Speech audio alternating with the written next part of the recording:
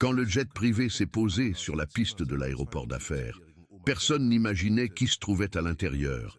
Absolument personne. Et encore moins Sophie, qui, 1 an auparavant, avait jeté les vêtements de sa propre mère dans des sacs poubelles, en lui hurlant qu'elle était un poids mort, qu'elle devait partir et ne jamais revenir. Mais elle est revenue. Et ce qui s'est passé ensuite a fait tomber Sophie à genoux sur le sol de sa propre maison. Une maison qui, au passage, n'a jamais été la sienne. Mais pour comprendre ce qui s'est passé ce jour-là, je dois vous ramener 1 an en arrière, à la nuit la plus froide et la plus cruelle que Mère Agnès, ou Agnès, comme tout le monde l'appelait, ait vécu en 68 ans. Une nuit qui a tout changé, une nuit qui a détruit une famille, et une nuit qui, ironiquement, a marqué le début de la meilleure phase de la vie d'une femme qui pensait qu'elle n'avait plus rien à espérer. Agnès était une femme noire, au corps grand et généreux, aux cheveux blancs, coupés courts, et aux mains qui connaissaient le travail depuis l'âge de 7 ans. Sa peau avait la couleur du café fort qu'elle préparait tous les matins. Ses yeux, bien que fatigués, conservaient encore une étincelle de vie, que même des décennies de labeur n'avaient pas réussi à éteindre. Elle avait travaillé 45 ans comme cuisinière dans l'un des restaurants les plus réputés de la ville. Le goût du terroir, c'était son nom. Un restaurant de cuisine française traditionnelle qui accueillait des politiciens, des chefs d'entreprise, des artistes. Tous venaient déguster les plats d'Agnès, même si la plupart ne connaissaient même pas son nom. Oh, pour eux, elle était juste la cuisinière, la femme invisible derrière les plats délicieux. 45 ans à se réveiller à 4 heures du matin, 45 ans à prendre le bus de 5 heures, entassée parmi des travailleurs aussi fatigués qu'elle. 45 ans debout devant des fourneaux brûlants, la sueur coulant dans son dos, les pieds gonflés à la fin de la journée. 45 ans à couper, à frire, à assaisonner, à créer. 45 ans à nourrir des inconnus, pendant que sa propre famille la voyait à peine. Mais Agnès avait un secret qu'elle gardait depuis 30 ans, un secret que ni sa fille, ni son gendre, ni ses petits-enfants ne connaissaient, un secret qui allait tout changer. Si vous pensez déjà savoir ce qui va suivre, vous vous trompez, parce que cette histoire a des rebondissements que même moi, je n'avais pas anticipé quand je l'ai entendue pour la première fois. En 1992, alors que le salaire d'Agnès suffisait à peine à payer les factures et à acheter de la nourriture pour la semaine, quelque chose d'extraordinaire s'est produit. Il y avait un client au restaurant, un jeune homme d'une vingtaine d'années, qui venait déjeuner tous les jours. Il commandait toujours le plat le moins cher du menu. Il s'asseyait toujours à la même table. Au fond, près de la cuisine, il apportait toujours des papiers, des documents, des graphiques qu'il étudiait en mangeant. Il s'appelait Antoine Lemaire. Et il essayait de créer une entreprise technologique dans un pays qui ne savait pas encore ce qu'était Internet. Agnès l'observait depuis la cuisine. Elle voyait que parfois, il n'avait pas assez d'argent pour payer l'addition complète. Elle voyait qu'il laissait les pièces comptées sur la table, sans pourboire, parce que c'était probablement les dernières qu'il avait. Elle voyait le désespoir dans ses yeux, mêlé à quelque chose qu'elle reconnaissait. L'espoir. Le même espoir qu'elle avait eu quand elle était jeune et pensait que la vie pourrait être différente. Un jour, Agnès fit quelque chose qu'elle n'avait jamais fait auparavant. Elle prépara une portion supplémentaire de pot-au-feu, le meilleur pot-au-feu de la ville, et l'apporta personnellement à la table d'Antoine. Il la regarda, confus. « Je n'ai pas commandé ça. Je sais, c'est un cadeau. Vous avez l'air d'avoir besoin de manger quelque chose de bon aujourd'hui. » Antoine voulut protester, mais Agnès était déjà de retour à la cuisine. À partir de ce jour-là, quelque chose changea. Agnès donnait toujours des portions supplémentaires à Antoine. Parfois, quand il semblait plus triste, elle lui préparait un dessert spécial, une crème caramel, une part de gâteau au chocolat, quelque chose de sucré pour adoucir les jours amers. Elle ne lui demanda jamais rien en échange. Elle n'attendit jamais rien. Elle faisait juste ce que son cœur lui disait d'être juste, parce qu'Agnès avait appris, depuis son plus jeune âge, que la bonté n'a pas besoin de raison. La bonté est sa propre récompense. Une année passa. Antoine continuait à venir au restaurant, mais quelque chose avait changé chez lui. Il ne semblait plus aussi désespéré. Ses vêtements étaient de meilleure qualité. Ses yeux brillaient d'une confiance qu'il n'avait pas auparavant. Un jour, après avoir mangé, il demanda à parler à Agnès. La cuisinière sortit de la cuisine, en s'essuyant les mains sur son tablier, se demandant ce que voulait cet homme. « Mère Agnès, j'ai besoin de vous raconter quelque chose. » Agnès s'assit en face de lui, curieuse. « Mon entreprise grandit énormément dans les prochains mois. Nous allons entrer en bourse. Nous allons vendre des actions à la bourse. » Agnès ne comprenait rien à tout ça. Bourse, action. C'étaient des mots d'un autre monde. Un monde auquel elle n'appartenait pas. « Je sais que vous ne comprenez pas ces choses-là. Mais je veux que vous sachiez une chose. Pendant l'année la plus difficile de ma vie, vous avez été la seule personne à me traiter comme un être humain. Vous me nourrissiez quand je n'avais pas d'argent. Vous me donniez de l'espoir quand je voulais abandonner. Et je ne l'oublierai jamais. » Antoine posa une enveloppe sur la table. « Voici des informations sur la façon d'acheter des actions de mon entreprise. Je sais que vous n'avez pas beaucoup d'argent, mais si vous avez quelque chose de côté, quelque chose que vous pouvez investir, je vous promets que vous ne le regretterez pas. » Agnès regarda l'enveloppe, regarda Antoine. Et alors, elle fit quelque chose qui allait changer sa vie pour toujours. Elle rentra chez elle ce soir-là et ouvrit la boîte à chaussures où elle gardait ses économies. 3 000 €. Tout ce qu'elle avait mis de côté en 20 ans de travail, centime par centime, se privant de tout pour avoir quelque chose pour les urgences. Le lendemain, elle alla à la banque et acheta des actions d'une entreprise que personne ne connaissait.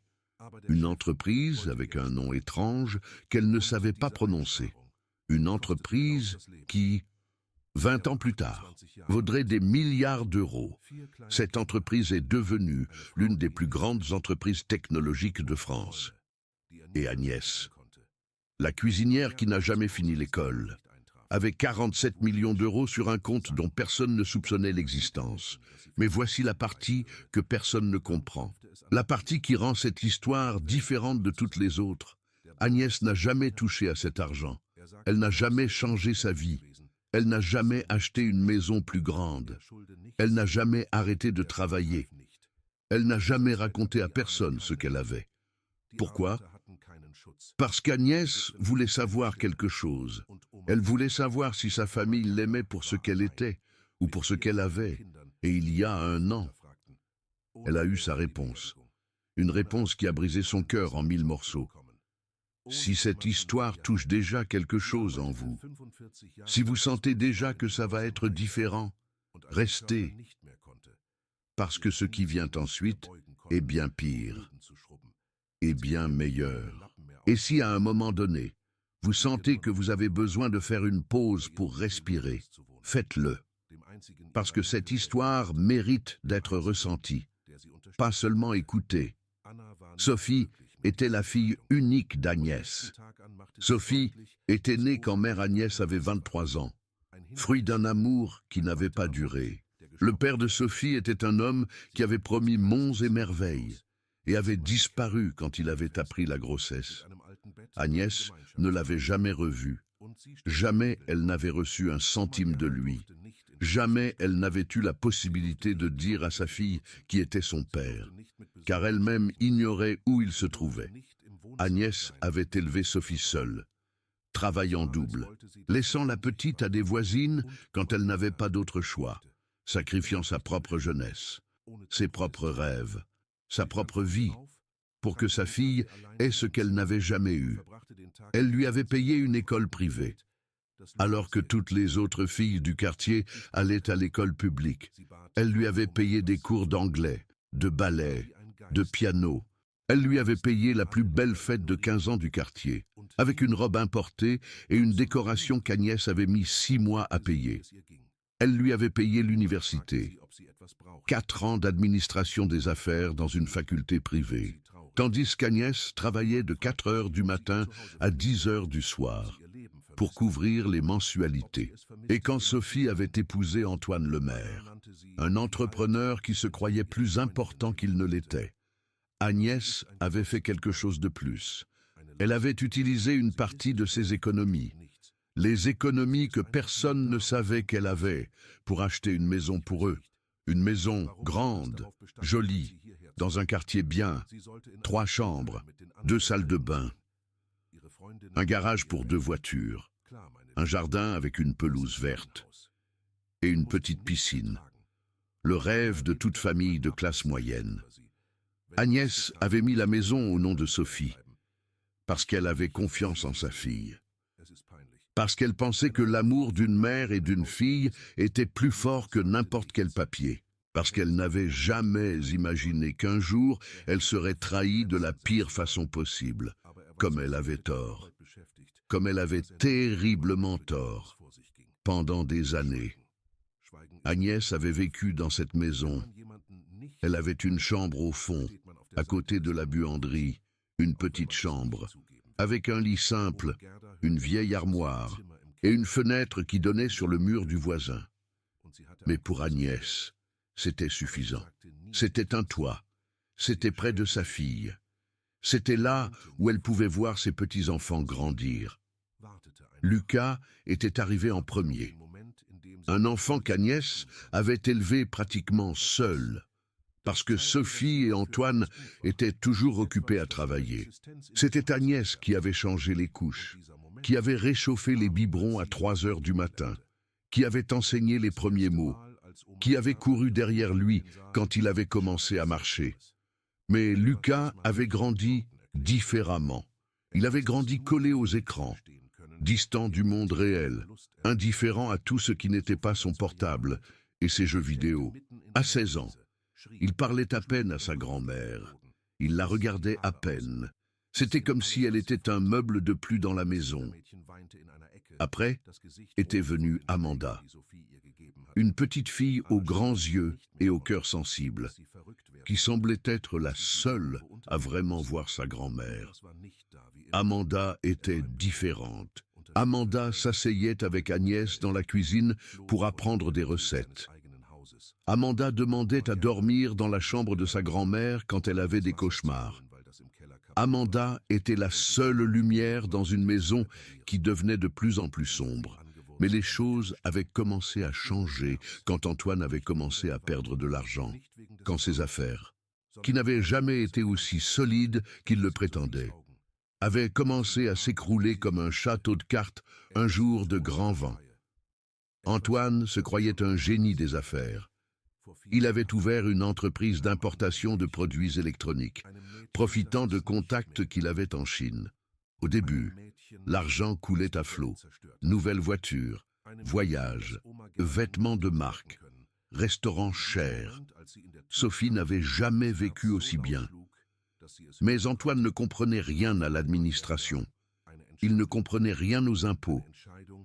Il ne comprenait pas que le succès temporaire ne garantissait pas le succès permanent. Et quand le gouvernement avait changé les règles d'importation, quand les impôts avaient augmenté, quand la concurrence avait augmenté, Antoine n'avait pas su quoi faire. Les dettes s'étaient accumulées. Les banques avaient commencé à réclamer. Les fournisseurs avaient cessé de faire confiance. Et Antoine, au lieu d'affronter la réalité, au lieu d'admettre qu'il avait échoué, avait commencé à chercher des coupables. Le premier coupable avait été le gouvernement. Après, ça avait été les employés. Après, ça avait été l'économie. Et finalement, le coupable avait été Agnès. Pas directement, bien sûr. Antoine était trop lâche pour affronter sa belle-mère. Mais il avait commencé à planter des graines dans la tête de Sophie. Des graines vénéneuses qui avaient germé en quelque chose d'horrible. Ta mère mange beaucoup. Ta mère dépense beaucoup d'électricité. Ta mère prend de la place qu'on pourrait utiliser. Si tu vendais la maison, on pourrait se sortir de cette situation. Sophie, qui avait toujours admiré Antoine plus qu'elle ne le devait, avait commencé à croire. Elle avait commencé à voir sa mère avec d'autres yeux, des yeux de ressentiment, des yeux de mépris, des yeux qui ne voyaient pas la femme qui avait tout sacrifié pour elle, mais un obstacle qui empêchait sa prospérité. Les commentaires avaient commencé petits. Agnès, tu n'as pas besoin de manger autant. La nourriture est chère. Agnès, n'allume pas la climatisation. La facture d'électricité est très élevée. Agnès, pourquoi tu ne cherches pas une maison de retraite? Tu serais plus à l'aise avec des gens de ton âge. Agnès écoutait en silence. Elle sentait chaque mot comme un coup de poignard dans le cœur, mais elle continuait. Elle continuait à cuisiner. Elle continuait à nettoyer. Elle continuait à prendre soin. Parce que c'était sa fille. Parce que c'était sa famille. Parce que l'amour d'une mère n'a pas de condition. Mais l'amour d'une fille, apparemment, si, l'amour d'une fille, du moins de cette fille, avait un prix. Et quand ce prix avait cessé d'être payé, l'amour avait disparu. La nuit de l'expulsion était un jeudi de juillet. Agnès s'en souvient avec une précision douloureuse, parce que c'était le jour de l'anniversaire de sa défunte mère, mère Joséphine, décédée il y a 30 ans, mais dont la mémoire Agnès honorait chaque année avec un gâteau et une prière. Agnès avait passé l'après-midi dans la cuisine, à préparer une crème caramel, le dessert préféré de sa mère, la crème que mère Joséphine faisait pour elle quand elle était enfant, à l'époque de l'extrême pauvreté, quand un gâteau était un luxe qui n'apparaissait qu'une fois par an, pendant que la crème refroidissait. Agnès regardait par la fenêtre. Le ciel était gris, menaçant de pluie. Le vent soufflait fort, secouant les arbres du jardin. Il y avait quelque chose dans l'air ce soir-là. Quelque chose de lourd. Quelque chose qui annonçait une tempête. Sophie était rentrée du travail à 19 heures. Elle était entrée sans saluer, avec le visage tendu, les lèvres serrées, les yeux durs. Antoine était arrivé avant, et ils avaient eu une longue discussion dans la chambre, avec la porte fermée. Agnès écoutait les cris depuis la cuisine. Elle ne comprenait pas les mots, mais elle comprenait le ton. Quelque chose de mauvais s'était passé, quelque chose de très mauvais. Finalement, la porte de la chambre s'était ouverte.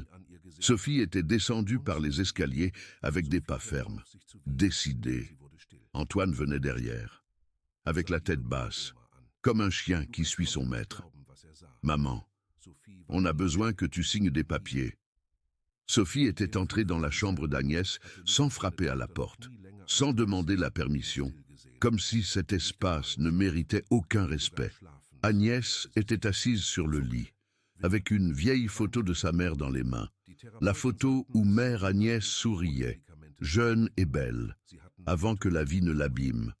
« C'est pour régler des choses à la banque. Signez ici. » Sophie posa les papiers sur le lit, avec un stylo. Elle ne regarda même pas sa mère dans les yeux. Mère Agnès prit les documents. Elle les lut attentivement, bien que sa vue ne soit plus aussi bonne qu'avant. C'étaient des papiers de transfert de propriété, transfert de la maison qu'elle avait achetée, la maison qu'elle avait donnée à sa fille. « Ma fille, qu'est-ce que c'est que ça?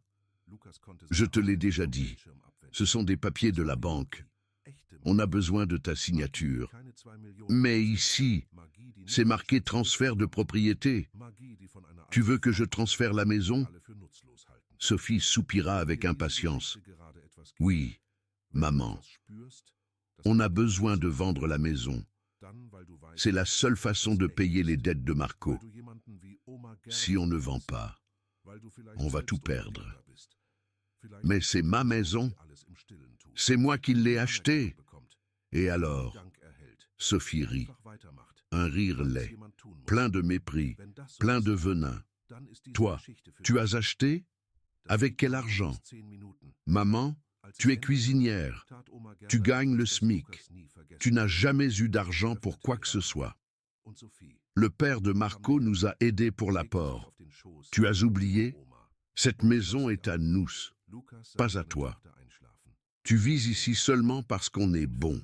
Mère Agnès sentit comme si elle avait reçu une gifle. Les mots de sa fille firent plus mal que n'importe quel coup physique. Parce que c'était des mensonges. Tout était mensonge. La maison avait été achetée avec l'argent de Mère Agnès. Argent que Sophie n'avait jamais su qu'il existait. Mais Mère Agnès ne discuta pas. Elle n'avait pas la force. Elle se contenta de secouer la tête. Je ne vais pas signer. Sophie. Le silence qui suivit fut lourd comme du plomb. Sophie regarda sa mère avec des yeux que Mère Agnès n'avait jamais vus auparavant. Des yeux de haine pure. Qu'est-ce que tu as dit? J'ai dit que je ne vais pas signer. Et alors, Sophie explosa. Comme une bombe qui avait attendu le moment parfait pour exploser. Comme un volcan qui libère enfin toute la lave accumulée pendant des années. Ce qui se passa dans les 30 minutes suivantes fut quelque chose que Mère Agnès n'oubliera jamais. Des mots qui coupèrent plus profond que n'importe quel couteau. Des insultes qui détruisirent 45 ans d'amour maternel en quelques minutes. Des accusations qui n'avaient aucun fondement dans la réalité. Tu es un poids mort. Tu ne fais que manger, occuper de la place. Et tu ne produis rien. Te regarder me donne honte. Grosse, vieille, sans classe. Mes amis demandent pourquoi j'ai une employée de maison qui vit chez moi. Et je ne sais pas quoi répondre. Parce que c'est ça que tu es. Maman. Une employée de maison. Vieille. Que personne ne veut. Chaque mot était un coup. Chaque phrase était une blessure qui ne cicatriserait jamais complètement. Sophie ouvrit l'armoire de Mère Agnès et commença à jeter ses vêtements dans des sacs poubelles noirs. De vieilles robes que Mère Agnès portait depuis des années. Le chemisier qu'elle avait porté au baptême de Julien. La robe qu'elle avait achetée pour la remise de diplôme d'Amélie. Tout jeté dans des sacs poubelles. Comme si ça ne valait rien. Comme si la vie de Mère Agnès ne valait rien. Marco apparut à la porte, les bras croisés, sans rien dire. Il regardait seulement.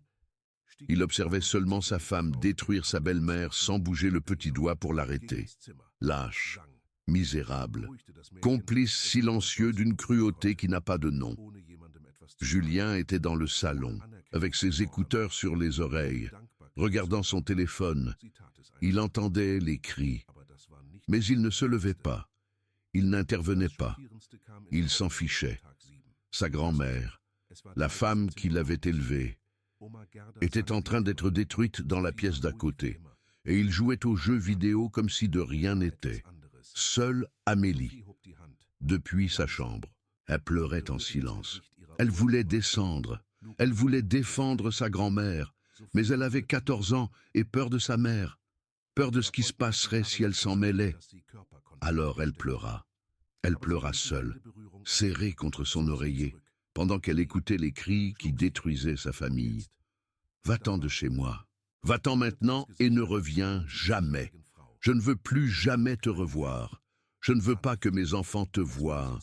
Je ne veux pas que tu salisses davantage cet endroit avec ta présence. » Mère Agnès prit une petite valise, les mains tremblantes, le cœur brisé. Elle mit quelques vêtements, ses papiers, la vieille photo de sa mère que ses doigts tenaient encore. Et elle regarda sa fille une dernière fois. Sophie avait le visage rouge de rage, les veines du cou palpitant, les yeux injectés de quelque chose qui ressemblait à de la folie. Il n'y avait rien de la petite fille que mère Agnès avait élevée, rien du bébé qu'elle avait porté dans ses bras, rien de l'amour qu'elle avait donné pendant 45 ans. Un jour, tu comprendras, Sophie, un jour, tu comprendras ce que tu as fait aujourd'hui. Mère Agnès sortit de la pièce. Elle marcha dans le couloir. Elle passa devant le salon où Julien ne leva même pas les yeux. Elle passa devant la cuisine où le gâteau d'anniversaire de sa mère était encore en train de refroidir. Elle arriva à la porte d'entrée. Elle l'ouvrit. Elle sortit.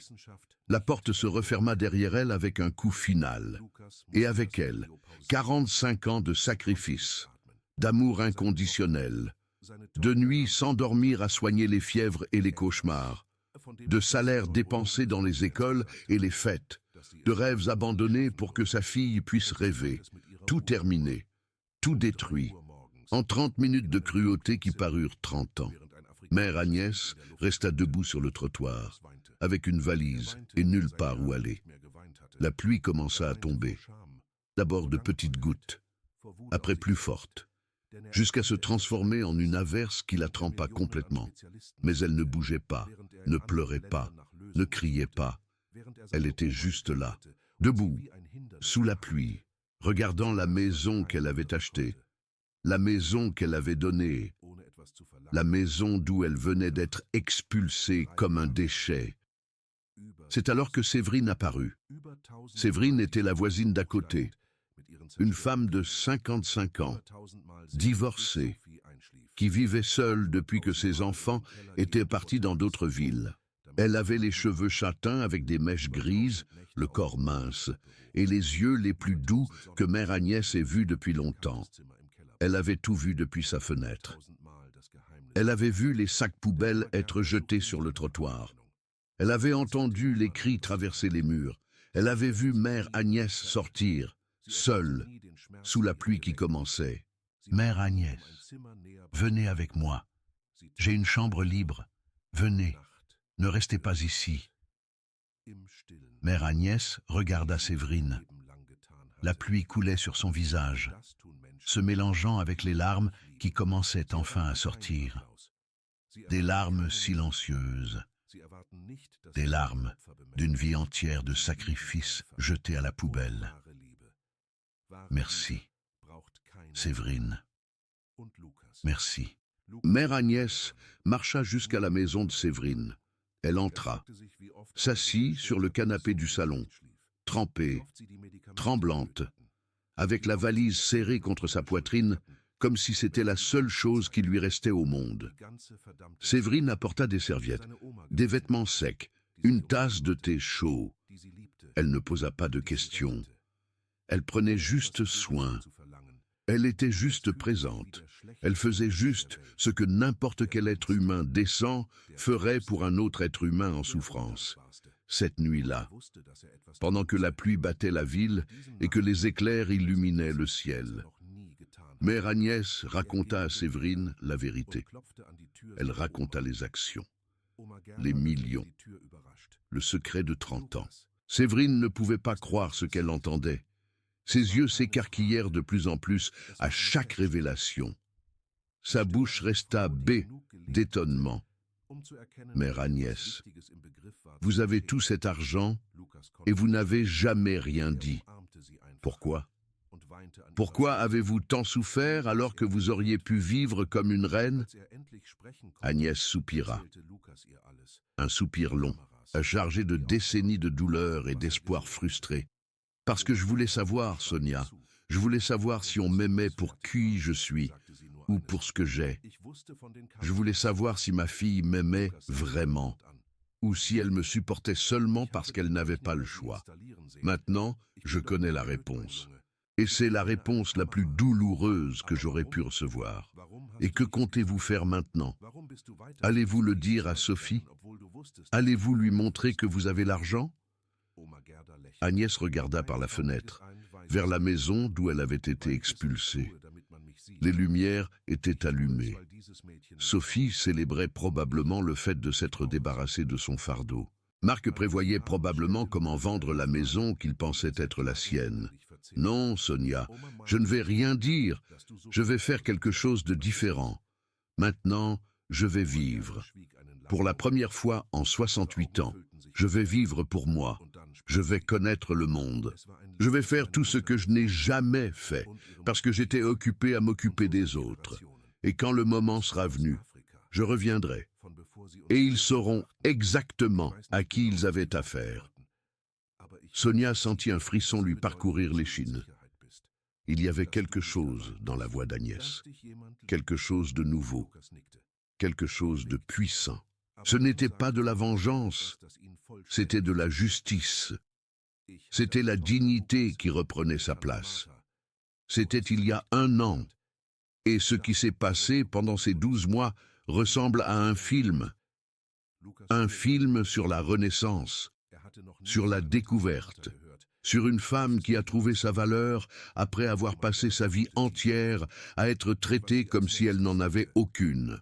Mais avant de continuer, j'ai besoin de vous poser une question à laquelle vous seul pouvez répondre.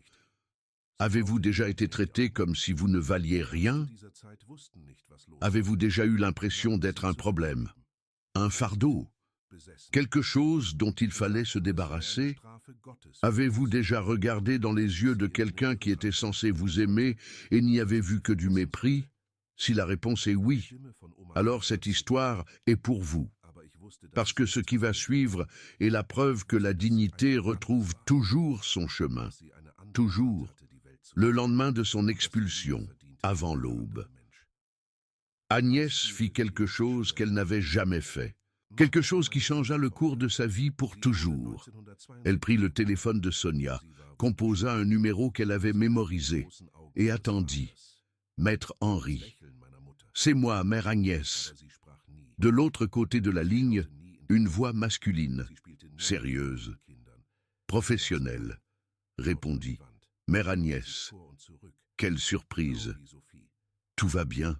Cela fait des mois que vous ne m'avez pas appelé. »« Non, maître Henri, tout ne va pas bien. Mais ça va aller.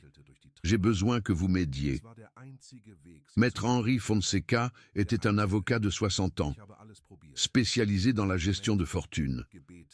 Il avait rencontré Agnès 20 ans auparavant, lorsqu'Antoine Lemaire, le jeune entrepreneur qu'elle avait aidé, l'avait emmené à son cabinet pour l'aider à organiser les actions qui valaient maintenant des millions. Depuis lors, maître Henri gérait la fortune d'Agnès dans un silence absolu. Il réinvestissait les dividendes, diversifiait les actifs, payait les impôts, le tout sans que personne d'autre ne le sache. Le tout en vertu d'un pacte de confidentialité qui n'avait jamais été rompu. « Dites-moi, mère Agnès, de quoi avez-vous besoin ? » « Je veux voyager, maître Henri. Je veux connaître le monde. Je veux voir tous les endroits que j'ai toujours voulu voir et que je n'ai jamais pu visiter parce que j'étais occupé à travailler et à m'occuper des autres. » Il y eut une pause de l'autre côté de la ligne. « Mère Agnès, avec tout le respect que je vous dois, vous n'avez jamais manifesté d'intérêt à dépenser votre argent. En 20 ans, vous n'avez pas touché un centime au-delà du nécessaire. Qu'est-ce qui a changé? Tout, Henri, tout a changé. Ma fille m'a jeté à la rue hier. Elle m'a traité de fardeau. Elle a jeté mes vêtements dans des sacs poubelles et elle ne sait même pas que j'ai cet argent. Elle ne l'a jamais su. » Maître Henri soupira. « Je peux entendre la douleur dans votre voix, mère Agnès. Et je suis heureux que vous décidiez enfin de vivre votre vie. Vous le méritez. Comptez sur moi pour tout ce dont vous avez besoin. » Et ainsi commença l'année la plus incroyable de la vie d'Aparecida Santos, d'Agnès Santos. Le premier voyage fut à Nice. Agnès avait toujours vu des photos de ces plages sur des vieilles cartes postales qu'elle trouvait. Des eaux vertes et bleues qui semblaient d'une autre planète. Du sable fin qui brillait sous le soleil, un paradis qu'elle pensait qu'elle ne pourrait jamais connaître, Maintenant elle était là, les pieds enfouis dans le sable tiède, le soleil chauffant sa peau noire, la brise marine caressant ses cheveux blancs. Admirant un coucher de soleil qui semblait peint à la main par les dieux, elle pleura. Pour la première fois depuis son expulsion, Agnès pleura. Mais ce n'étaient pas des larmes de tristesse, c'étaient des larmes de libération, les larmes d'une femme qui s'était enfin donné la permission d'exister. Elle passa une semaine à Nice. Elle nagea dans les eaux cristallines, mangea des fruits de mer frais préparés par d'autres cuisiniers. Et pour la première fois en 45 ans, elle n'avait à cuisiner pour personne. Ensuite, elle partit en Grèce. Elle avait toujours rêvé de la Grèce. Elle avait vu des films, elle avait lu des livres. Elle avait imaginé ce que ce serait de se promener dans les rues blanches de Santorin, et maintenant elle était là, déambulant dans des ruelles pavées, admirant des maisons bleues et blanches qui semblaient sorties d'un conte de fées, mangeant dans de petites tavernes où le patron la traitait comme de la famille, apprenant à dire « Efcharisto », ce qui signifie « merci » en grec. Les gens la regardaient. Une femme noire, âgée, corpulente, voyageant seule. Certains avec une curiosité authentique, d'autres avec un préjugé mal dissimulé. Mais Agnès s'en fichait. Pour la première fois de sa vie, elle ne se souciait pas de ce que les autres pensaient, parce que les autres n'avaient pas vécu sa vie, n'avaient pas souffert de ses douleurs, n'avaient pas le droit de juger. Elle est allée en Italie après, elle a visité Rome, avec ses ruines antiques et son histoire millénaire. Elle a acheté une pièce dans la fontaine de Trévi et a souhaité la paix, seulement la paix. Pas de vengeance, pas de richesse, seulement la paix. Elle est allée à Florence, le berceau de la Renaissance. Elle a pleuré devant la statue de David de Michel-Ange, non pas à cause de la beauté de la sculpture, bien qu'elle soit impressionnante. Elle a pleuré parce qu'elle n'avait jamais pensé qu'une femme comme elle, une cuisinière noire d'un quartier pauvre, pourrait se trouver dans un endroit comme celui-là. Mais elle y était, et personne ne pouvait lui enlever ça. Elle est allée à Venise. Elle s'est promenée en gondole sur les canaux. Elle a mangé les vraies pâtes italiennes et a pensé que peut-être sa recette n'était pas si différente. Peut-être que l'amour qu'elle mettait dans sa nourriture était le même ingrédient secret que les Italiens utilisaient. Elle est allée au Japon après. Un saut de continent qui semblait impossible pour la fillette qui grandissait dans un quartier sans eau courante. Elle s'est promenée dans les jardins zen de Kyoto. Elle a appris la philosophie du wabi-sabi, la beauté de l'imperfection.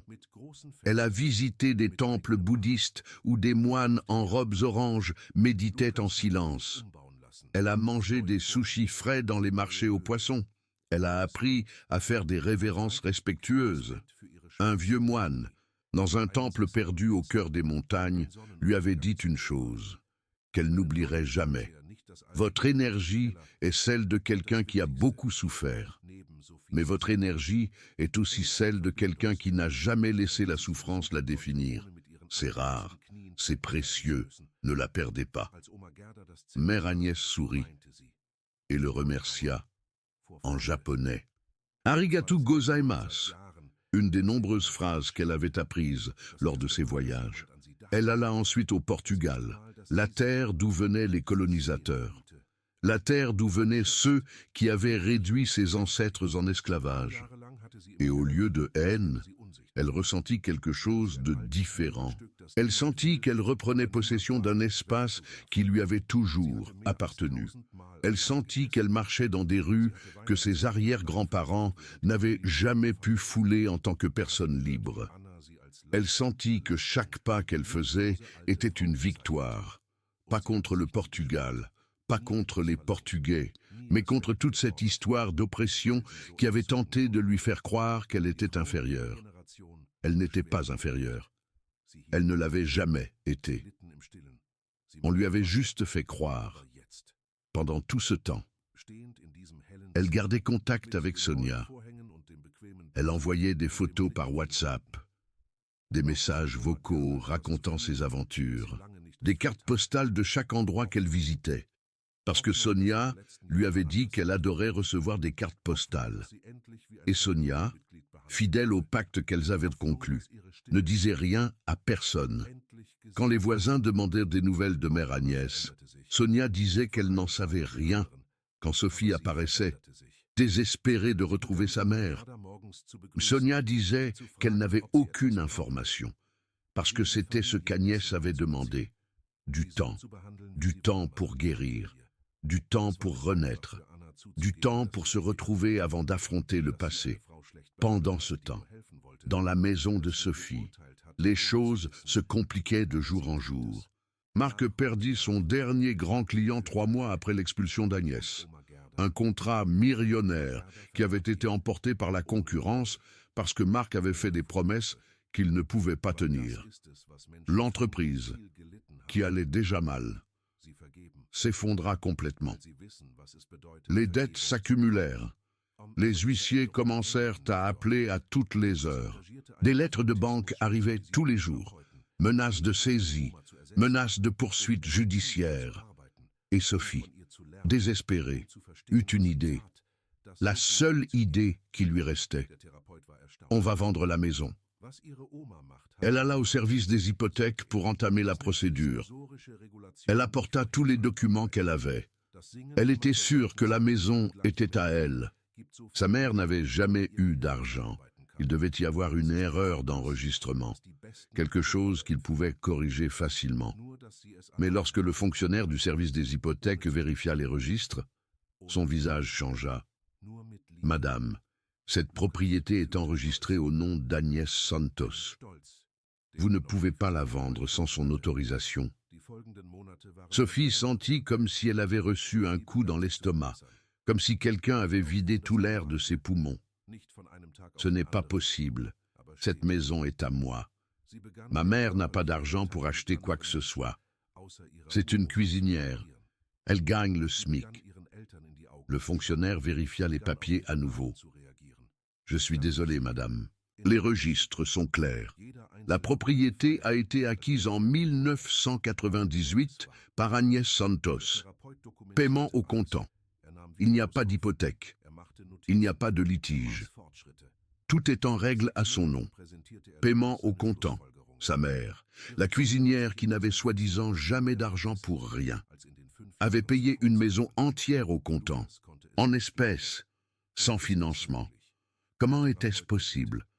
Sophie sortit du service des hypothèques, hébétée. Son esprit ne traitait pas l'information. Tout ce qu'elle croyait savoir sur sa mère était remis en question. Tout ce qu'elle pensait être vrai semblait être un mensonge. Elle courut jusqu'à la maison de Sonia. Elle sonna avec force, manquant presque de casser la porte. « Où est ma mère? J'ai besoin de lui parler maintenant. C'est urgent. » Sonia ouvrit la porte avec calme. Son visage ne montrait aucune émotion, ni peur, ni colère, ni sympathie, seulement du calme. « Je ne sais pas où elle est, Sophie, et même si je le savais, je ne te le dirais pas. Mais j'ai besoin qu'elle signe des papiers. C'est urgent. On va tout perdre si elle ne signe pas. » Sonia s'approcha de Sophie, si près qu'elle pouvait voir les veines pulser dans son cou, si près qu'elle pouvait sentir le parfum bon marché qu'elle portait.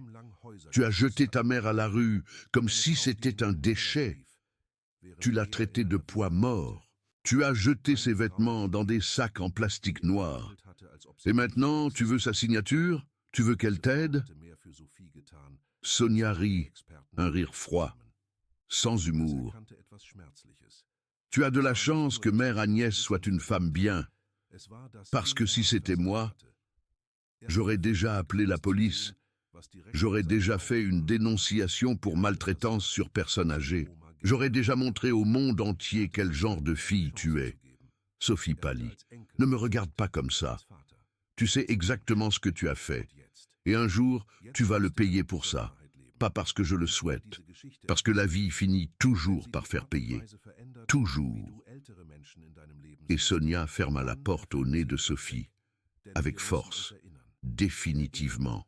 Les mois passèrent. Sophie essaya tout. Elle engagea un détective privé, le meilleur qu'elle pouvait payer avec le peu qui lui restait. Mais Agnès avait appris à être discrète. Elle voyageait sous un nom différent dans les réservations d'hôtels. Elle utilisait des cartes qui n'étaient pas liées à son nom public. C'était un fantôme qui avait décidé de disparaître. Elle chercha dans les hôpitaux de la ville et des villes voisines. Elle pensait que peut-être sa mère était malade. Peut-être avait-elle eu une crise cardiaque, un accident vasculaire cérébral. Peut-être était-elle dans un lit d'hôpital, seule, sans personne pour s'occuper d'elle. Mais non, rien. Aucun enregistrement d'Agnès Santos dans aucun hôpital de la région. Elle alla à la police. Elle voulait faire une déclaration de disparition. Mais l'officier lui expliqua qu'elle ne pouvait pas signaler comme disparue une personne qui était partie de son plein gré. Agnès était une femme adulte, capable, qui avait décidé de partir. Ce n'était pas un crime, c'était un choix. Et pendant que Sophie sombrait dans le désespoir, Agnès s'épanouissait.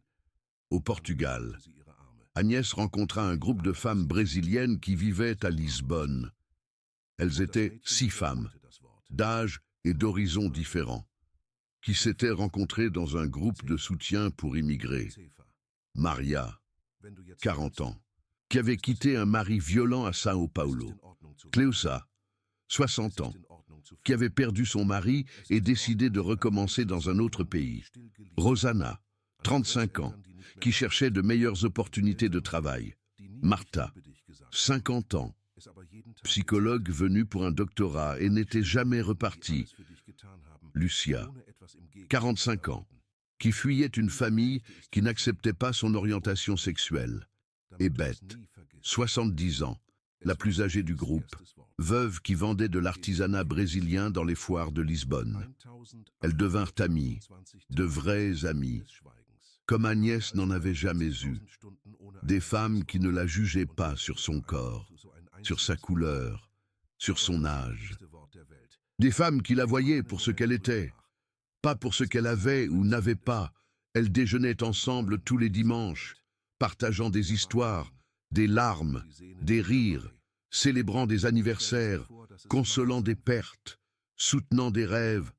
Pour la première fois en 68 ans, Agnès avait une tribu, un groupe de femmes qui l'aimaient inconditionnellement. Et ça valait plus que tout l'argent du monde. Un jour, après quelques verres de vin portugais, Martine, la psychologue, interrogea Agnès sur son histoire. Elle voulait comprendre pourquoi une femme aussi forte avait tout quitté pour venir seule au Portugal. Agnès, qui avait désormais pleinement confiance en ce groupe, raconta tout.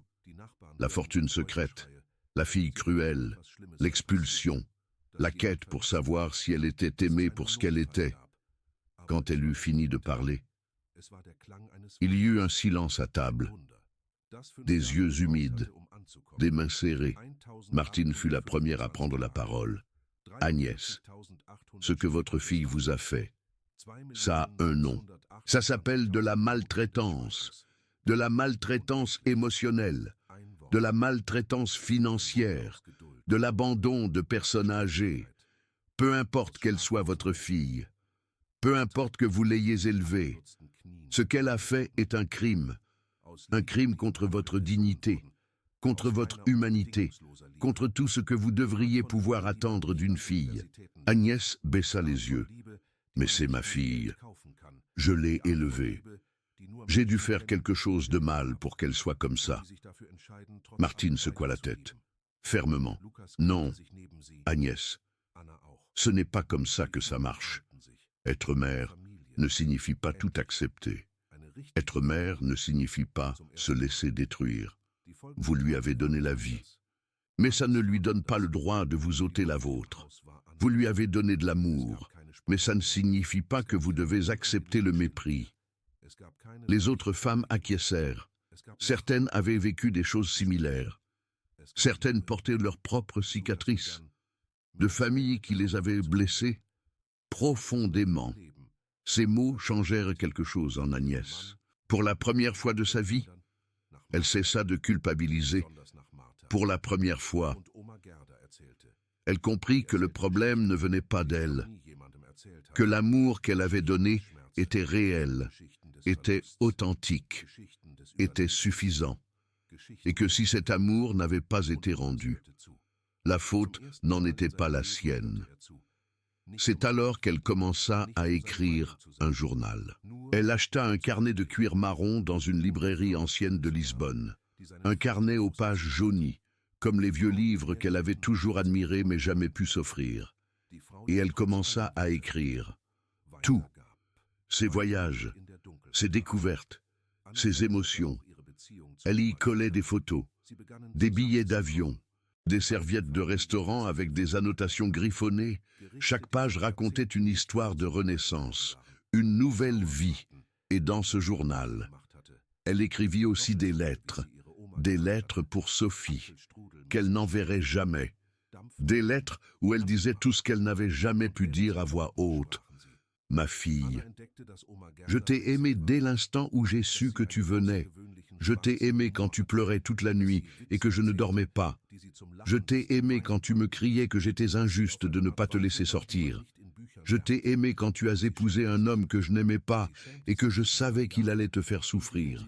Je t'ai aimé, même quand tu m'as jeté à la rue avec des sacs poubelles remplis de ma propre vie.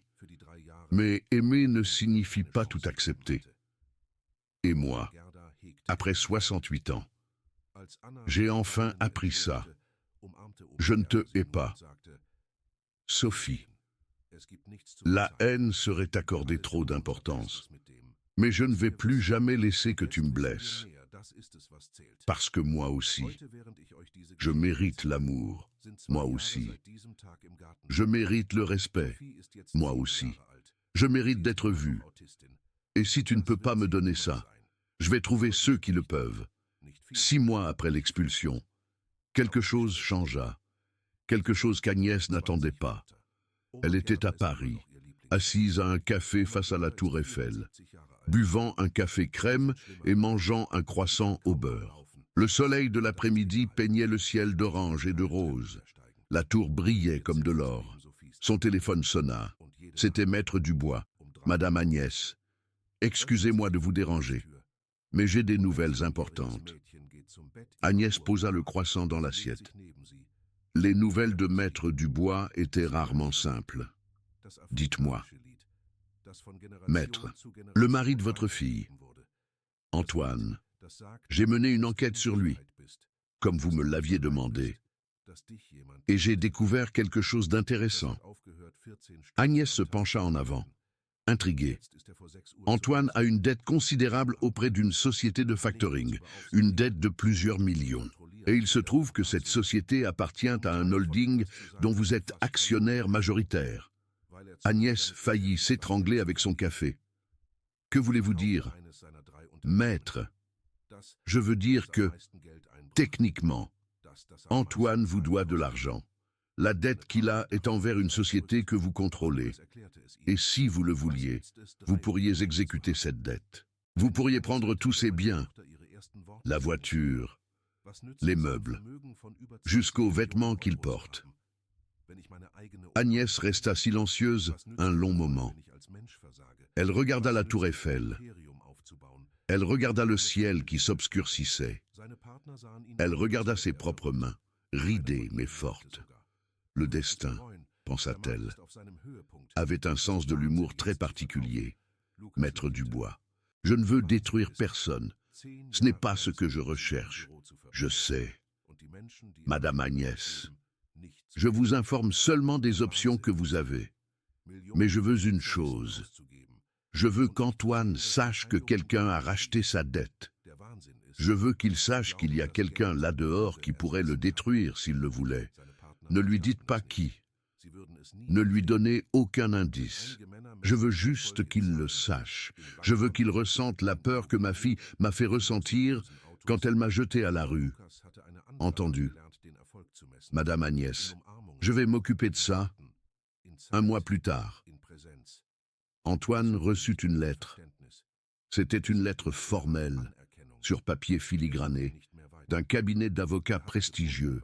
Elle informait que la dette qu'il avait été rachetée par un investisseur anonyme. Un investisseur qui était désormais propriétaire de tout ce qu'il devait, et que s'il ne payait pas la valeur totale dans les 6 mois, il perdrait tout. Antoine lut la lettre 3 fois. Ses mains tremblaient. Son cœur battait si fort qu'il pouvait le sentir dans sa gorge. Qui était cet investisseur? Pourquoi quelqu'un rachèterait une dette comme la sienne? Que voulait-il de lui? Il ne dormit pas cette nuit-là, ni la suivante, ni aucune de celles qui vinrent. Sophie, il faut qu'on retrouve ta mère. C'est urgent. C'est la seule façon de se sortir de cette situation. Pourquoi ma mère aurait quelque chose à voir avec ça? Parce que la maison est à son nom. Tu as oublié. Si on la retrouve, si on la convainc de signer, on peut vendre la maison et payer cette dette.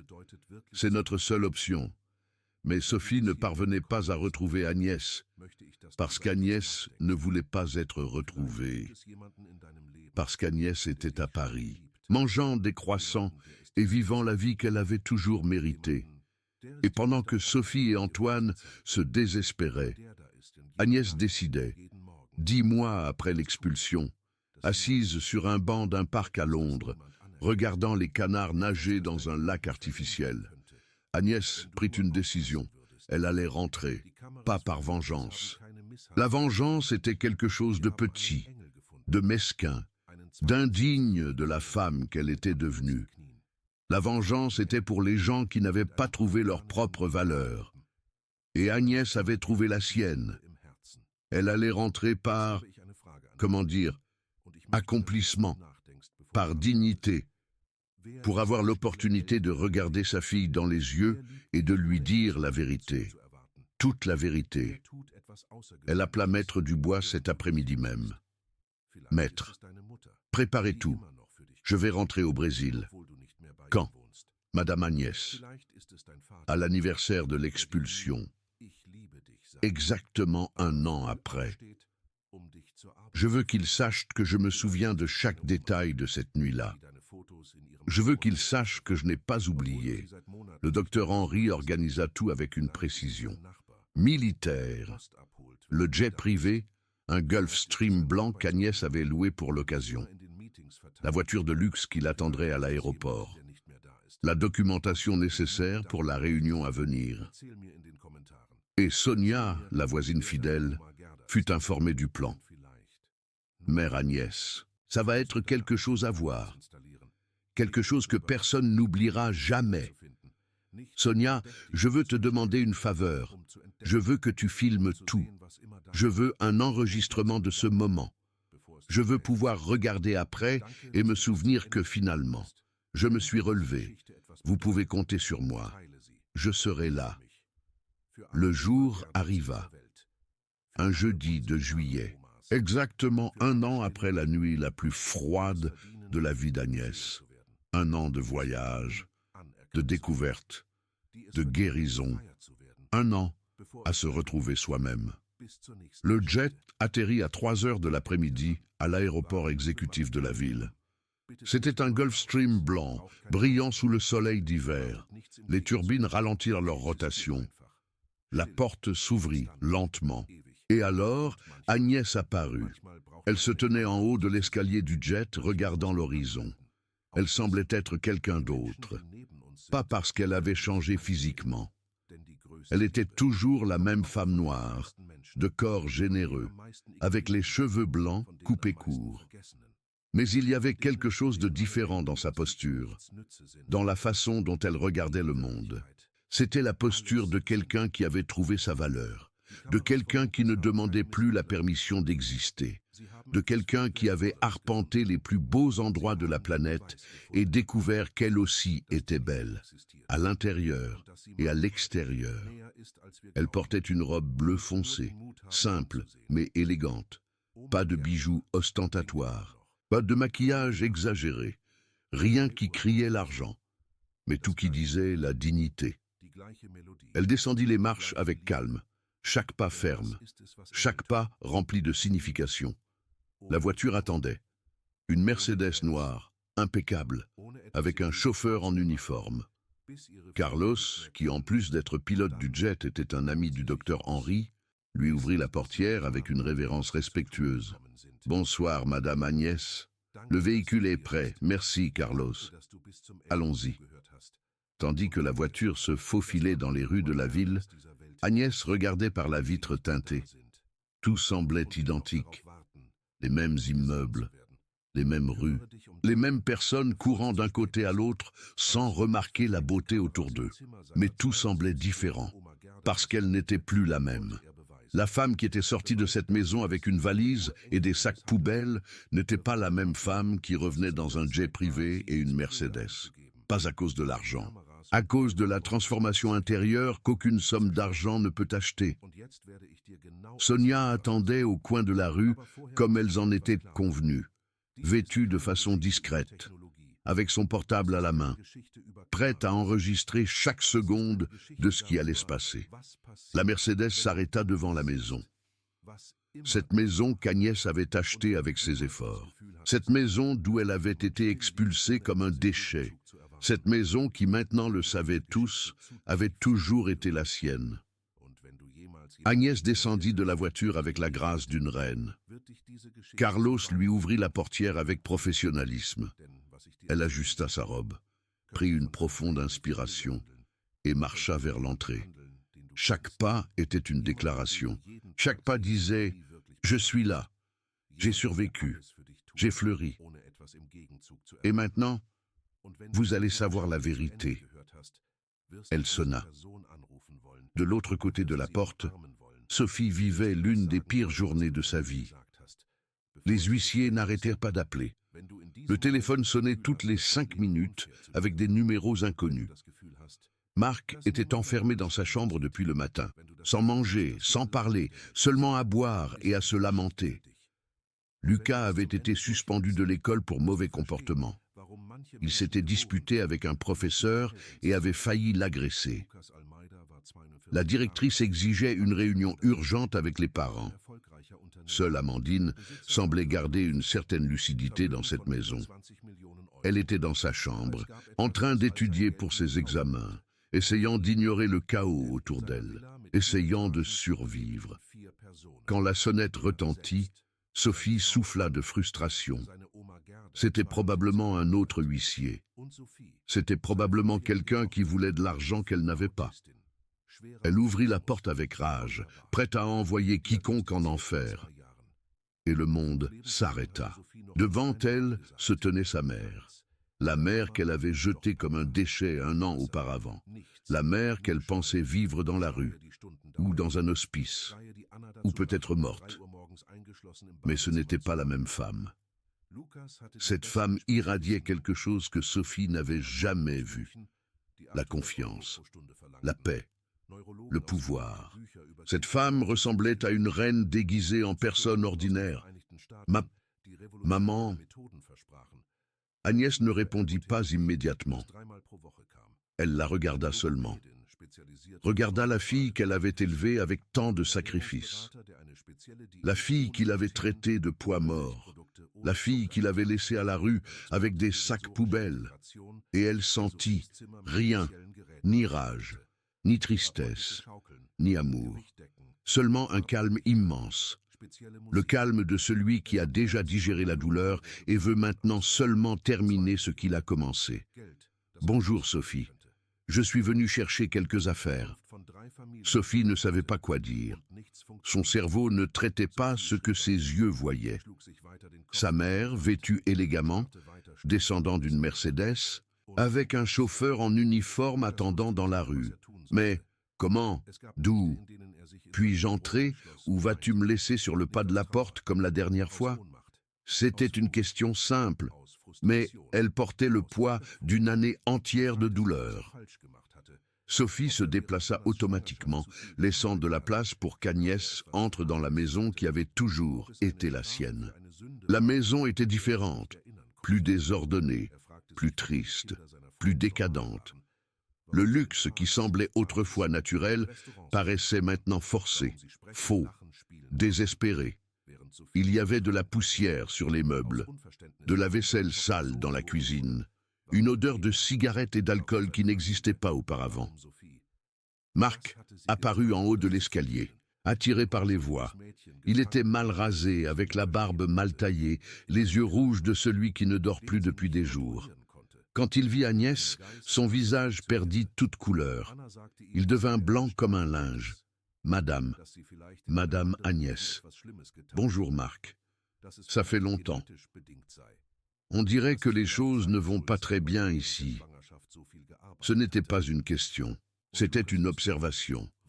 Une observation que Marc ne pouvait pas nier. Lucas sortit de sa chambre, attiré par le bruit. Il descendit les escaliers avec son portable à la main, sans prêter beaucoup d'attention. Quand il vit sa grand-mère, il freina brutalement. « Grand-maman, tu es revenue ?» Il y avait quelque chose dans sa voix, quelque chose qu'Agnès n'attendait pas, quelque chose qui ressemblait à du soulagement, comme si, quelque part au fond de lui, Lucas avait espéré que sa grand-mère reviendrait. « Oui, Lucas, je suis revenu. » Et alors Amandine apparut. Elle dévala les escaliers en courant, manquant de trébucher sur les dernières marches, les larmes coulant déjà sur son visage. « Grand-maman, grand-maman, tu es revenue.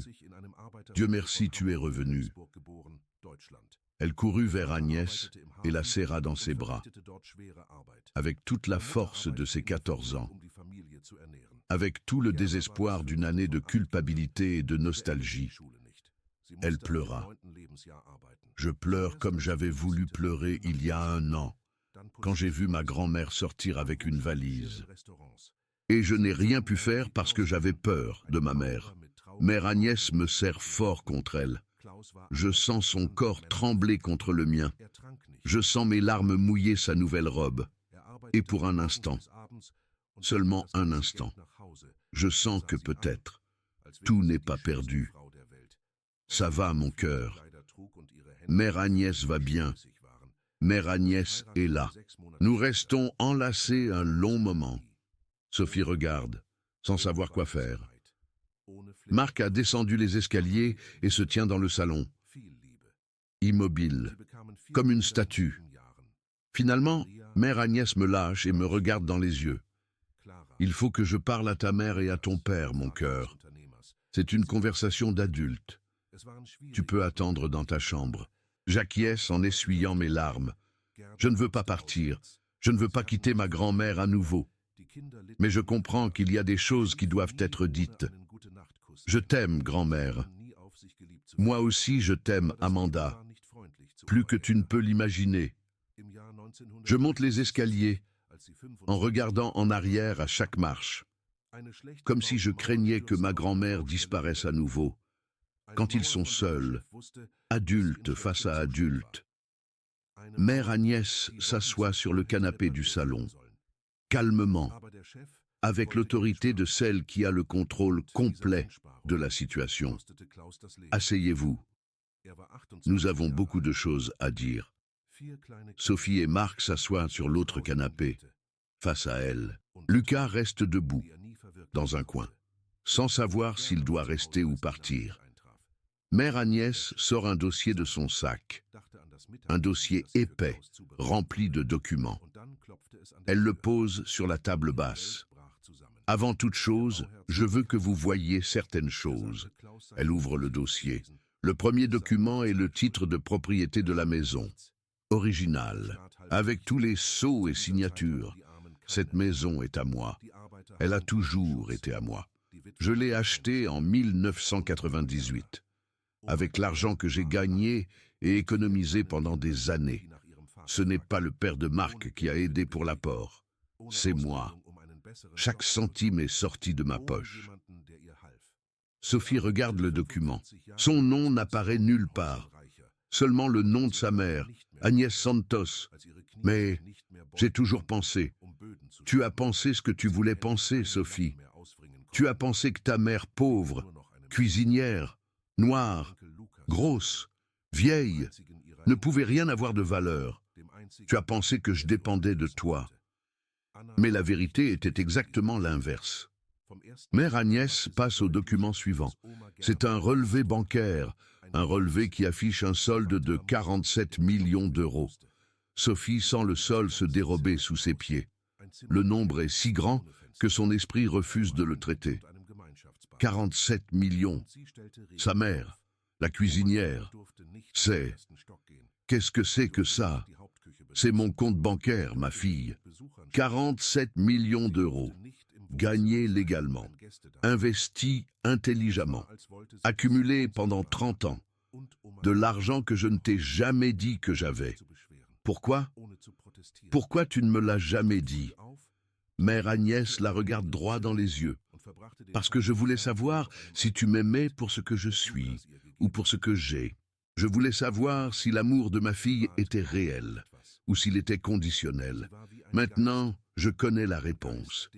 Et c'est la réponse la plus douloureuse que j'aurais pu recevoir. Sophie se met à pleurer.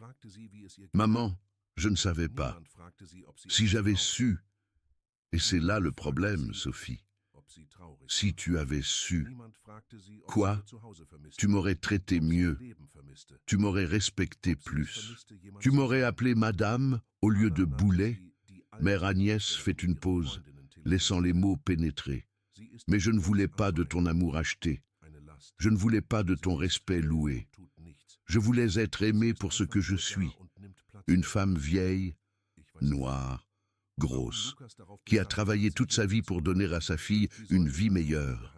Et ça n'a pas été suffisant pour toi. Mon amour n'a pas été suffisant. Mon sacrifice n'a pas été suffisant. Seul l'argent aurait été suffisant. Marc, qui était resté silencieux jusqu'à présent, essaie de parler. Mère Agnès, nous pouvons arranger ça. C'était un malentendu. La pression, le stress, les problèmes financiers. Nous n'avons pas réfléchi. Tais-toi, Marc.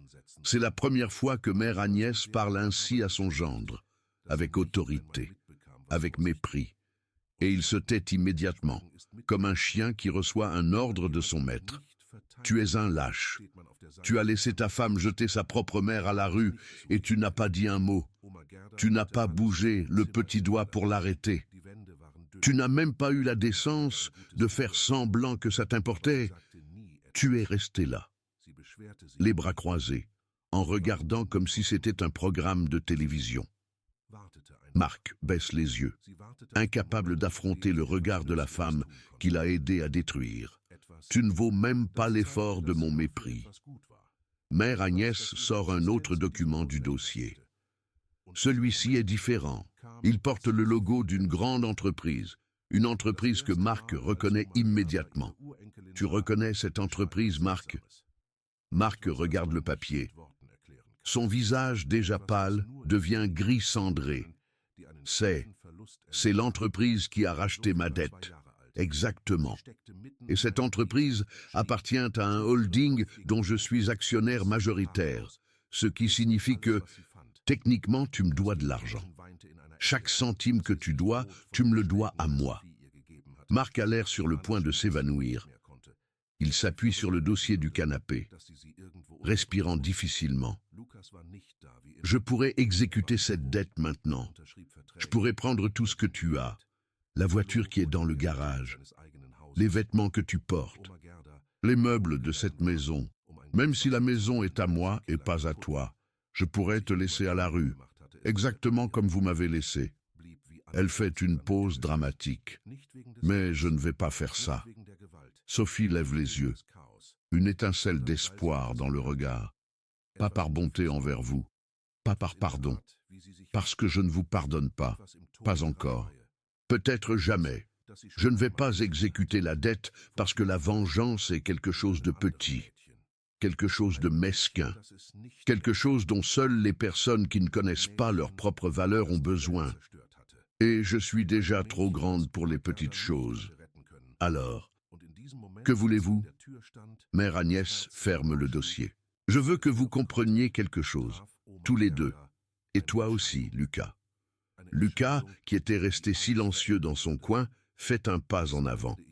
L'argent n'achète pas la dignité, n'achète pas le respect, n'achète pas l'amour. Vous m'avez traité comme une moins que rien quand vous pensiez que je n'avais rien. Mais ma valeur n'a jamais été sur mon compte bancaire. Ma valeur est ici. Elle pose la main sur son propre cœur, dans ce que je suis, dans ce que j'ai construit, dans l'amour que j'ai donné, même quand il n'a pas été rendu. Dans les 45 ans que j'ai travaillé pour nourrir des inconnus alors que ma propre famille me traitait comme une employée. Dans les nuits que je n'ai pas dormi à soigner les fièvres d'enfants qui maintenant ne me regardent même pas. Dans les rêves que j'ai abandonnés pour que ma fille puisse rêver. C'est ça ma valeur. Et aucun papier, aucun titre de propriété, aucun compte bancaire ne peut mesurer ça. Le silence dans la salle est total. Personne ne bouge. Personne ne respire fort. Mère Agnès range les documents dans le dossier. Je vais vendre cette maison. Elle est à moi. Et j'ai tout le droit de faire ce que je veux avec elle. Vous avez 30 jours pour trouver un autre endroit où vivre. Sophie sangote. Maman, s'il te plaît, il faut qu'on parle. Nous n'avons plus rien à dire, Sophie. L'argent de la vente sera divisé entre mes petits-enfants, afin que Lucas et Amanda puissent payer leurs études, avoir un avenir, construire quelque chose qui leur appartient, vous deux. Vous ne verrez pas un seul centime. Et toi, Marc, je vais t'accorder un délai d'1 an pour rembourser ta dette, sans intérêt. Non pas parce que tu le mérites, mais parce que je ne veux pas que mes petits-enfants voient de leur père détruit. Mais si dans 1 an tu n'as pas payé, je saisirai. Et je n'aurai aucune pitié. Marc acquiesça, muet, incapable de prononcer un seul mot. Mère Agnès se leva du canapé. Elle marcha lentement vers Sophie, s'approcha de sa fille, si près qu'elle pouvait voir chaque ride d'expression, chaque larme coulant sur son visage. Je t'ai aimé toute ma vie, Sophie.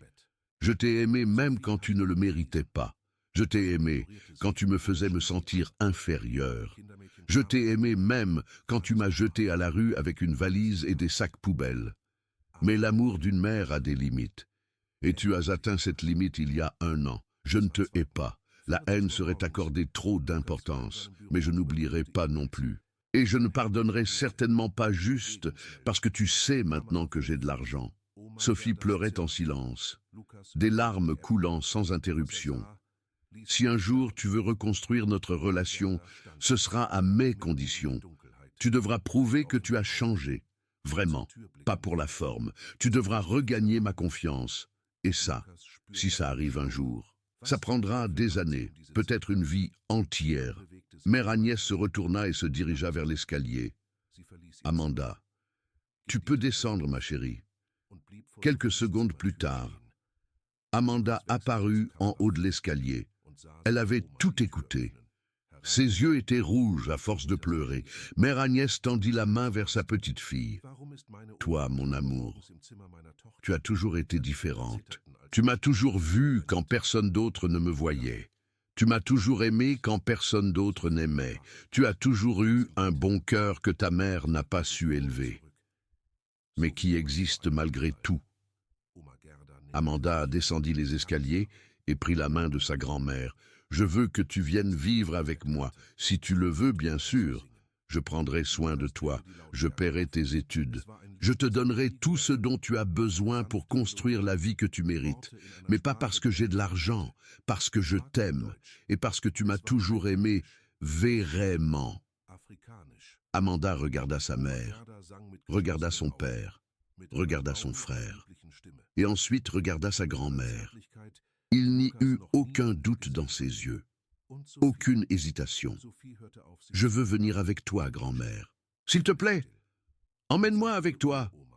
Sophie commença à protester. Amanda, tu ne peux pas. Tu es mineure. Je suis ta mère. Tu es ma mère biologique. Mais tu n'as jamais été ma mère de cœur. C'est grand-mère qui m'a élevé.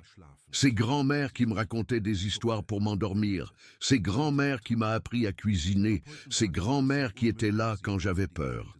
Et ces grands-mères que j'ai vues se faire jeter à la rue sans pouvoir rien faire parce que j'avais peur de toi. Amanda se tenait debout, le dos droit, affrontant sa mère pour la première fois. Je n'ai plus peur, maman, ni de toi, ni de personne. Je vais avec grand-mère, et si tu veux m'en empêcher, tu devras appeler la police, et on verra ce qu'ils pensent quand ils sauront comment tu as traité ta propre mère. C'était la première fois qu'Amanda trouvait sa voix. Et à ce moment-là, mère Agnès vit quelque chose qui la fit sourire intérieurement. Elle vit une jeune femme briser le cycle. Elle vit la prochaine génération rejeter le schéma d'abus. Elle vit l'espoir. Sophie ne dit rien. Elle ne pouvait pas, parce qu'elle savait qu'Amanda avait raison, parce qu'elle savait que si elle appelait la police, toute l'histoire éclaterait au grand jour. Et elle serait la méchante, pas la victime. Une semaine plus tard, tout était réglé. La maison fut mise en vente. Une agente immobilière de renom prit en charge le processus. Il y avait des acheteurs intéressés dès le premier jour. Amanda emménagea avec mère Agnès dans un appartement spacieux, avec vue sur la mer, dans l'un des meilleurs quartiers de la ville. Elle avait sa propre chambre, décorée avec les couleurs qu'elle avait choisies. Elle avait des livres, elle avait de l'espace pour étudier, elle avait la paix. Lucas, étonnamment, présenta ses excuses à sa grand-mère. Il vint au nouvel appartement, seul, sans ses parents. Il s'assit en face de mère Agnès, la tête basse et les yeux humides. Grand-mère, je sais que je n'ai rien fait pour t'aider. Je sais que je suis resté assis pendant que maman te traitait ainsi, et je sais que ça me rend complice. Je n'ai aucune excuse. Je veux juste que tu saches que je regrette, que je me hais d'avoir été si lâche, et que je vais passer le reste de ma vie à essayer d'être différent. Mère Agnès le regarda. Elle vit le bébé qu'elle avait porté, l'enfant qu'elle avait nourri, l'adolescent qui s'était perdu dans les écrans et l'indifférence. Lucas, tu es jeune, tu as commis des erreurs, tout le monde en commet. La différence réside dans ce que tu fais après. Si tu veux être différent, montre-le avec des actes, pas avec des mots. Viens ici les week-ends, apprends à cuisiner avec moi, apprends à connaître ta grand-mère pour de vrai. Et peut-être, avec le temps, pourrons-nous reconstruire quelque chose? Lucas acquiesça, les larmes coulant sur son visage. C'était la première fois que mère Agnès le voyait pleurer depuis qu'il était petit, depuis ce jour. Lucas vient tous les samedis. Il apprend des recettes de famille. Il écoute des histoires du passé. Il reconstruit, petit à petit, une relation qui a failli se perdre pour toujours. Sophie et Marc durent louer un petit appartement dans un quartier beaucoup moins prestigieux. Sans piscine, sans jardin, sans le luxe auquel ils s'étaient habitués. Ils n'ont pas tout perdu. Mère Agnès n'a pas saisi la dette. Elle a accordé à Marc le délai promis.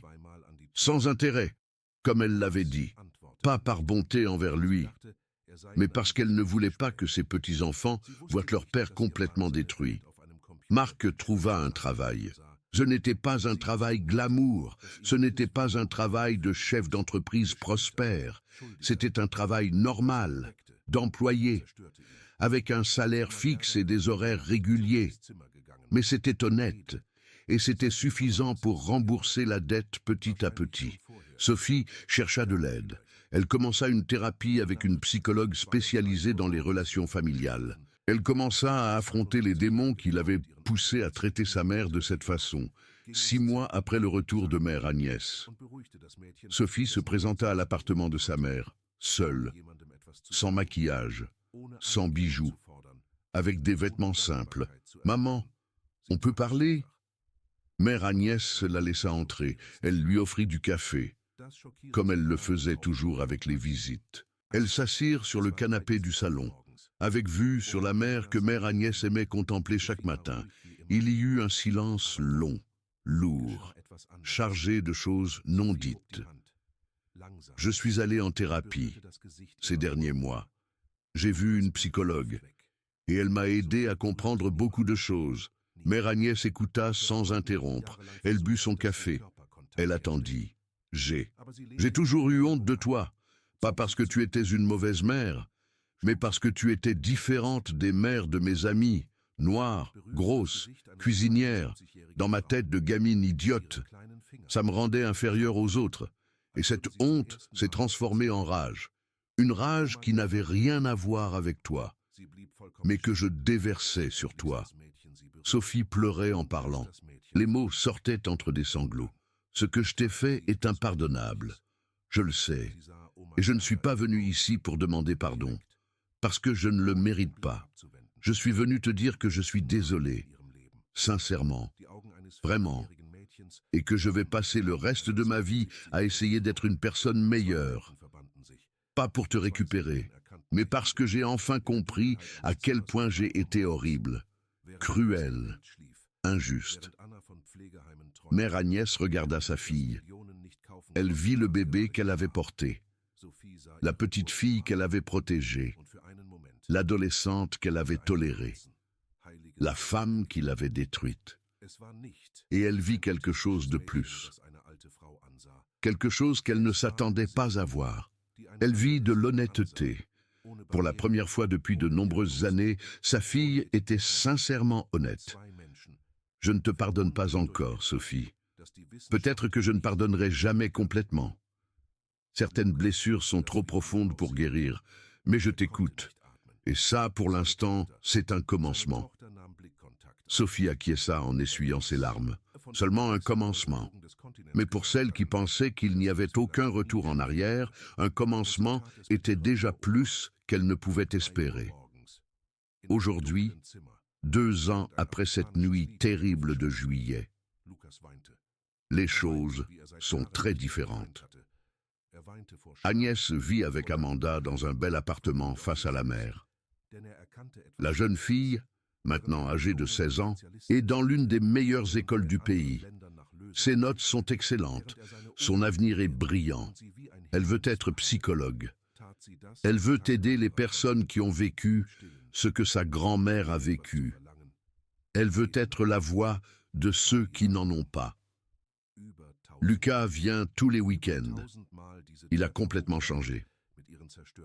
Il a abandonné les jeux vidéo obsessionnels. Il a commencé à faire du bénévolat dans une maison de retraite, prenant soin de personnes âgées qui, comme sa grand-mère, méritent amour et respect. Il dit que c'est sa façon de compenser ce qu'il n'a pas fait quand il le devait. Sophie et Marc sont toujours ensemble, pas par amour romantique, qui n'a probablement jamais été très fort, par engagement, par la décision de reconstruire quelque chose à partir des décombres qu'ils ont eux-mêmes créés. Marc a travaillé dur et a remboursé la dette en 10 mois, 2 mois avant la date limite. Agnès a reconnu l'effort, même si elle n'a pas oublié ce qui avait permis qu'il se produise. Sophie suit toujours une thérapie. Elle rend visite à sa mère 1 fois par mois, toujours avec une permission préalable, toujours en respectant les limites. La relation est distante mais respectueuse. Elles sont en processus de guérison, même si personne ne sait si elles atteindront un jour la fin du chemin. Et Sonia, la voisine qui a accueilli Agnès lors de la nuit la plus sombre, est devenue sa meilleure amie. Elles voyagent ensemble 2 fois par an, rient ensemble, se soutiennent mutuellement, prouvant que la famille, la vraie famille, ne vient pas toujours du sang. La vidéo que Sonia a enregistrée le jour du retour d'Agnès a des millions de vues sur Internet, avec les visages de Sophie et de Marc floutés, par respect de la vie privée. Elle montre le moment où une femme revendique sa dignité. Elle montre l'arrivée du jet, la descente de l'escalier, la marche confiante vers la porte de sa propre maison. Les commentaires sont émouvants. Des personnes du monde entier partageant leurs propres histoires de dépassement de soi. Des personnes âgées qui ont été abandonnées par leur famille. Des mères qui ont tout donné et n'ont rien reçu. Des personnes qui ont trouvé dans l'histoire d'Agnès la force de continuer. Agnès a décidé d'autoriser la publication de la vidéo pour une raison simple. Elle voulait que le monde voie que la dignité n'a pas de prix, que le karma existe, qu'il n'est jamais trop tard pour se reconstruire. Au final, que retirons-nous de l'histoire de Mère Agnès? Nous apprenons que la valeur d'une personne ne réside pas dans son corps, dans sa couleur, dans son âge ou dans son compte bancaire. Elle réside dans son caractère, dans la façon dont elle traite les autres, dans la façon dont elle affronte les adversités, dans la façon dont elle se relève après être tombée. Nous apprenons que l'amour véritable n'a pas de condition, et que lorsque quelqu'un ne vous aime que lorsque vous avez quelque chose à donner, lorsque vous êtes utile, lorsque vous produisez quelque chose, cet amour n'est pas réel. C'est de l'intérêt déguisé en affection. Nous apprenons que la vengeance peut être douce, mais la dignité est bien plus douce encore.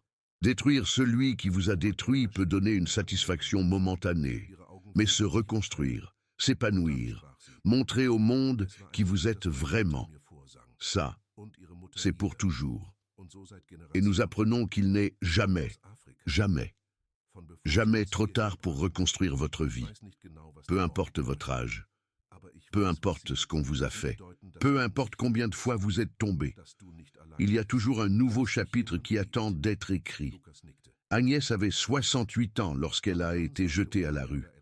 Aujourd'hui, elle en a 70. Et elle dit, avec un sourire sur le visage, que ces 2 dernières années ont été les meilleures de sa vie. Non pas parce qu'elle a de l'argent. De l'argent, elle en a toujours eu, gardé, attendant le bon moment.